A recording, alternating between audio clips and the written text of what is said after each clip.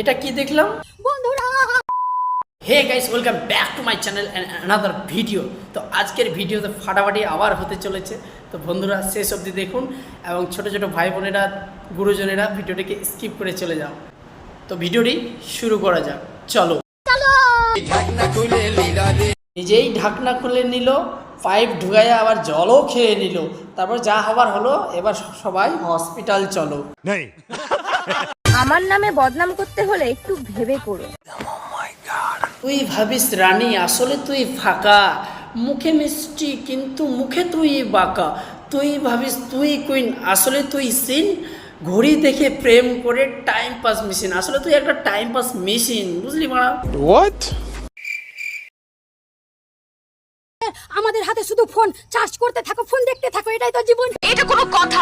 সকালবেলা উঠে ফোনে মুখ গুজে, চাষবাস ভুলে গেছে, ঘুমাচ্ছে মুজে। মা ডাকছে কাজের জন্য, শুনতে পায় না। রিল বানিয়ে নিজেকে ভাবে সুপারস্টার আয়না। চোখ লাল, ঘুম কম, মাথা একবারে খালি। ফোন ছাড়া জীবন যেন পুরোটাই জালি।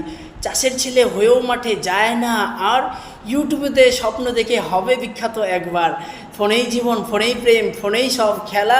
বাস্তবটাই ভুলে গিয়ে করছে মামনি মেলা। সঠিক বলেছেন। কবি বলেছেন, পুরুষ তুমি কার? জানি না। তুমি কার? আত্মমর্যাদায় গড়া, নয় কারো উপহার। মায়ের কোলে শেখো ভালোবাসা, নারীর চোখে খোঁজে আসা।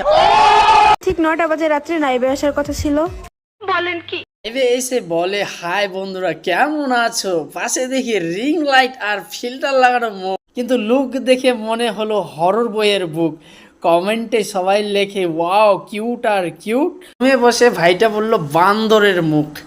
ভিউ বাড়ে, চোখে জল, ফলোয়ার্সের সুখ, কিন্তু লাইভ শেষে থাকে শুধু সেলফির দুঃখ। रुला दिया ना बेचारी को।